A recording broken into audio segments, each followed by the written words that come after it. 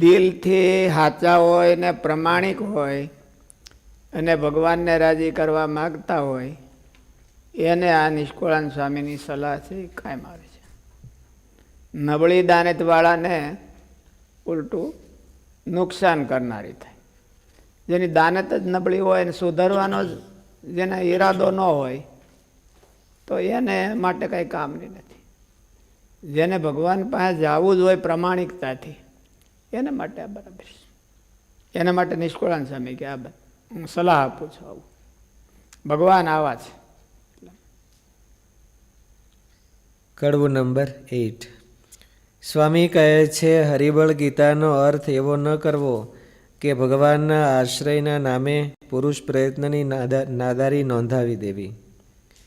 જો એવું હોય તો વિના મહેનતે પોતાની નબળી દાનત પૂરી કરી રાખવી એવો આશરાનો અર્થ ન કરો તો એને ઉલટું વધારે વજ્રલેપ થાય. સ્વામી કહે છે, હરિબળ ગીતાનો અર્થ એવો ન કરવો કે ભગવાનના આશ્રયના નામે પુરુષ પ્રયત્નની નાદારી નોંધાવી દેવી. જો એવું હોય તો વિના મહેનતે પામી જવાની નબળી દાનતવાળાને ખૂબ મજા આવી જાય. પણ એવી નબળી દાનતને ભગવાન આશ્રય તરીકે સ્વીકારી લેતા નથી. ભગવાન ઘણા જ સુજાણ છે, અંતર્યામી છે. દાનતના લુચ્ચાઓને તરત ઓળખી લે છે. અને સ્વામી કહે છે કે શાસ્ત્રમાં બતાવેલ નિયત ફરજો અને કલ્યાણના સાધનો કરવા એ બધા જ સત્ય છે. એકેય અસત્ય કે ખોટા નથી, નકામા નથી. સાધકે તે પોતાના ભાગમાં આવતા હોય તે ખંતપૂર્વક કરવા જોઈએ. ત્યારે કોઈને શંકા થાય તો ભગવાનનું બળ તેમાં ક્યાં રહ્યું? સાધનને બરાબર કરવા અને પછી ભગવાન કલ્યાણ કરે તો ભગવાનનું બળ શું રહ્યું? સાધનનું થઈ ગયું કે ભગવાનનું થઈ ગયું?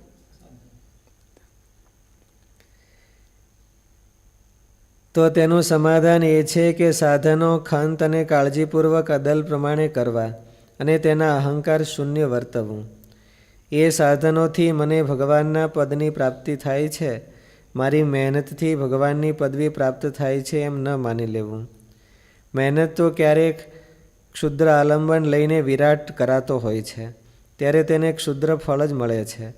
વિરાટ મહેનતનું વિરાટ ફળ મળતું નથી. અહીં તો આલંબન કેન્દ્ર વિરાટ ફળ દેનારું છે, આપણી મહેનત નહીં. છતાં સર્વ સાધકો મહેનત કરે છે તેમ જે વિરાટ પુરુષાર્થ કરે અને વિરાટ ફળ મળે એવો ન્યાય નથી. લોકમાં છે, ભગવાનના માર્ગમાં નહીં. વિરાટ કેન્દ્રનો આશરો કરે અને વિરાટ ફળ મળે એવો ભગવાનના માર્ગમાં. અલ્પ કેન્દ્રનો આશરો કરીને વિરાટ પુરુષાર્થ કરે તો એને ફળ તો અલ્પ જ મળે. એટલે વિરાટ કેન્દ્ર ગોતવું, અને એવું કેન્દ્ર એક ભગવાન છે કે એનો આશરો કરવાથી વિરાટ જ ફળ મળે. થોડુંક કર્યું હોય તો સ્વલ્પમપ્યસ્ય ધર્મસ્ય ત્રાયતે મહતો ભયા, વિરાટ ફળ થાય. આશરો કરવામાં એટલી મહેનત કરે, ચાંદ્રાયણ કરવામાં ને બીજા ઉપવાસ કરવામાં મહેનત કરતા હોય, પણ આ ભાગમાં હોતી થોડીક મહેનત કરે તો એને ફળ જાજુ થાય. ઓલામાં તો પછી ક્યારેક ક્યારેક એમ થાય કે આ તો હેરાન થઈ ગયા, આપણને કંઈ હાથમાં ન આવ્યું ત્યારે, હાથમાં જ્યારે ન આવે ત્યારે. એટલે ઓલા તો કરવા, એમાં ઓલું ન થવું, ખોટાઈ ન કરવી, દિલ દગડાઈ ન કરવી અને દાનત ખોટી ન રાખવી. પણ એટલી ને એટલી મહેનત સ્વામિનારાયણ ભગવાનને ઓળખવામાં, એના બિરુદને એને જીવમાં ખચિત કરવું. આજ એમ ખચિત કરીએ છીએ કે મારે ચાતુર્માસમાં એટલું કરી જ નાખવું, તો આવું હોતે ખચિત કરવું કે આટલો વિશ્વાસ તો મને આવી જ જવો જોઈએ, આટલું બિરુદ તો મને મારા હૃદયમાં ભગવાનનું ભરાઈ જવું જોઈએ. એવું હોતે આશરો મજબૂત થાય, આશરાના જે અંગો કીધા છે એ મજબૂત થાય, એવું હોતે વ્રત કરવું. આનુકૂલ્યસ્ય સંકલ્પમ પ્રતિકૂલસ્ય વર્જનમ રક્ષિષ્યતિ ઇતિ વિશ્વાસો ગોપ્તૃત્વ વર્ણમ તથા ગોપતૃત્વ વરણ એટલે શું? ભગવાનને પોતાની રક્ષા માટે શું? એ તો આપણે કીધું ને કઈ જ છીએ. ગોપતૃત્વ વરણ એટલે શું? આર્ત ભાવથી પોકારવા એમ. આર્ત ભાવથી ભગવાનને વરણ કરવા કે ભગવાન મારે તમે એક જ છે. એ હોતે શીખવું. અને આત્મનિક્ષેપ કાર્પણ્યમ. કાર્પણ્યમ એટલે અહંકાર શૂન્યતા કેમ થવાય એ શીખવું. નકરું ઉલાળી નાખીએ આપણે ફરજ, એનાથી અહંકાર શૂન્યતા નથી આવતી કે આ બસ મને હું નહીં કરી શકું એટલે એ અહંકાર શૂન્ય થઈ જાય. ઉલટો અહંકાર રૂઢ થાય એને. એટલે અહંકાર શૂન્ય થતા શીખવું. આર્ત ભાવથી ભગવાનને પ્રાર્થના કરતા શીખવું. આ હોતે કરવા જેવું છે. આશરો હોતે કરવા જેવો છે. બોલો તો કરવું, વાંધો નહીં. ચાંદ્રાયણની તો કરતા હોય કરવાનું, એમાં કંઈ વાંધો નહીં. તપ ને એ બધું તો કાઉન્ટેબલ છે. આશરાને કાઉન્ટેબલ કેમ કરવો? કાઉન્ટેબલ આપણે કરવો થોડો.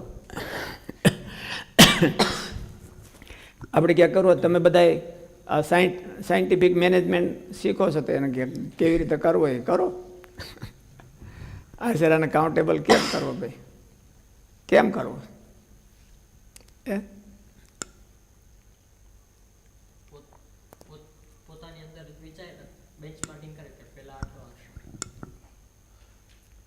પોતે પહેલાં અમારો આશરો આટલો છે, પછી પ્રોગ્રેસ પોતાનું ચેક કરતો રહીએ ટાઈમે ટાઈમે. એવું ક્યાંક કાઉન્ટેબલ કરવો પડે ક્યાંક. કેપીઆઈ બનાવવું પડે. કેપીઆઈ બનાવવું પડે. કેપીઆઈ બનાવવું. કેપીઆઈ બનાવવું. આનું કેપીઆઈ બનાવવું. કેપીઆઈ એમાં કાઉન્ટેબલ તો બહુ ટફ જ હોય છે ને, પણ તોય આપણે મંડી પડીએ તો નથી બનાવી નાખતા. એટલે આ ટફ જ છે, તો પણ એને બનાવો કાઉન્ટેબલ. ભાઈ વ્રત હોય તો એમાં તો કાંઈ વ્રત હોય તો એમાં તો નક્કી હોય કે આ કરવાનું એટલે વ્રત થાય. આશરો વધારવો તો એમાં આશરો વધારવાનો છે, આમાં તો મનમાં જ ખાલી નક્કી કરવાનું છે કે સત્સંગ કરવાનો છે? હાથમાં આવે એવું હોય એ પહેલાં લેવું. તો હાથમાં આવે એવું શું છે? તો અહંકાર છે. આ કામ મેં કર્યું તો એમાં મને આટલો અહંકાર આવ્યો. એ જો મહારાજ કે થોડોક જોવે તો એને ખબર પડે તો કાઉન્ટેબલ થઈ ગયો ને. પોતાને કેટલો અહંકાર આવ્યો ને કેટલો નથી આવતો, આ બધાય કરતાં મેં વધારે કરી નાખ્યું અને તોય મને બહુ અહંકાર ન આવ્યો કે આવ્યો કે મને ક્રેડિટ પ્રીતિ કેટલીક થઈ એમ. ક્રેડિટ લવર આપણે કેટલા છે. એટલે ક્રેડિટ મળે એવું જ્યારે જ્યારે કરીએ આપણે ત્યારે કાઉન્ટેબલ થઈ જાય કે ઓલે વખતે 50% મને ક્રેડિટમાં પ્રીતિ હતી અને આ વખતે આ વિડીયો બહાર પાડ્યો તો કાંઈ ઓછી થઈ કે નથી થઈ. ભાઈ આ પાક કર્યો અને આમ ઓલી હળી નાખી તો આ ક્રેડિટનું કે કેટલું હતું તો હવે ઓછી કાંઈ થઈ કે એ ઓછી થાય તો ઓલું હોતી ઓછું થઈ જાય. કરવાનું જ. ક્રેડિટની પ્રીતિ ઓછી થઈ જાય તો કરવાનું ઓછું થઈ જાય. એટલે કાઉન્ટેબલ તો છે જ જોકે, પણ એને થોડોક કેપીઆઈ કરવું પડે.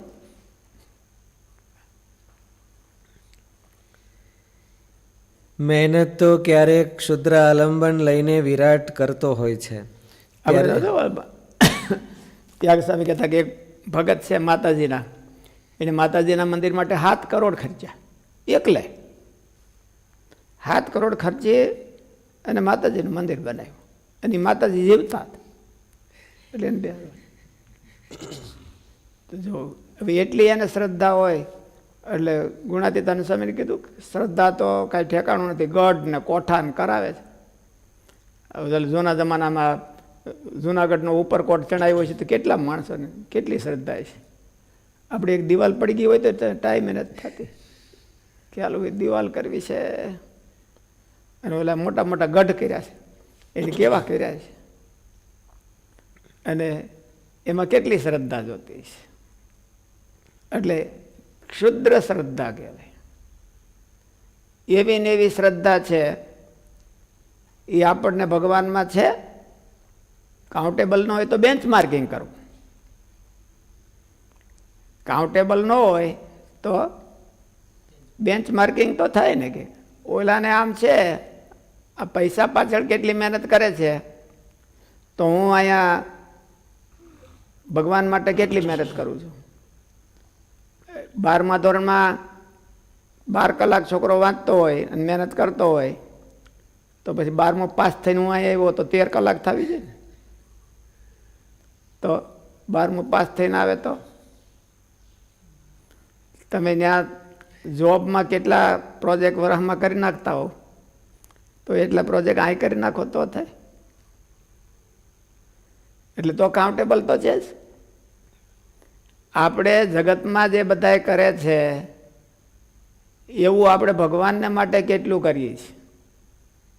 થાય છે કાંઈ? તો એને કમ્પેરેબલ તો છે જ. અને આપણને ને આપણને આમાં જેટલી શ્રદ્ધા છે એટલી પછી ભગવાનમાં છે કે નહીં, એવું તરત જ કમ્પેરેબલ તો થાય. ન થાય એવું તો નથી.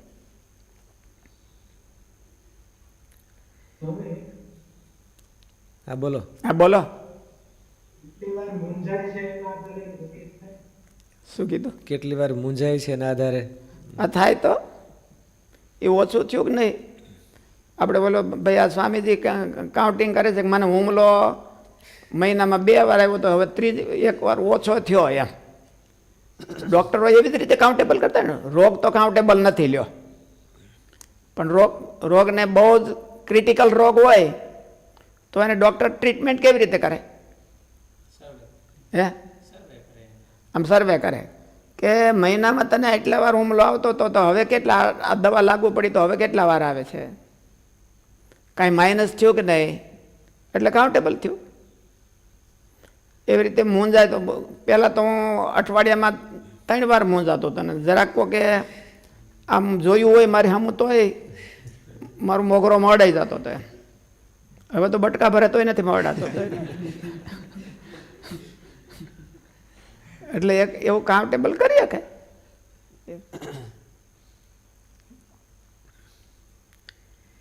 મહેનત તો ક્યારેક ક્ષુદ્ર આલંબન લઈને વિરાટ કરતો હોય છે, ત્યારે તેને ક્ષુદ્ર ફળ જ મળે છે. માણસ અત્યારે જોવું હોય એને તો કેટલું દેખાય છે. આ છોકરાઓ ભણવાવાળા કેટલી મહેનત કરતા હોય છે, પૈસાની પાછળ માણસો કેટલી મહેનત કરતા હોય છે, નોકરી ધંધાની પાછળ માણસો કેટલી મહેનત કરતા હોય છે. એટલી આપણે ભગવાનને પાછળ મહેનત કરીએ છીએ. અને જો એને કમ્પેર કરે તો એને તરત જ દેખાય. બીજાની કાંઈ નહીં, આપણે ને આપણે કેટલું કરીએ છીએ, પહેલાં કેટલું કરતા ને અહીં કેટલું કરીએ છીએ, એવું કરે તો ધ્યાન રાખે તો એને માર્ગ તો દેખાય કે મારું આપણે હજી અધૂરા છીએ. અને એમાં આશરો દ્રઢ થાય.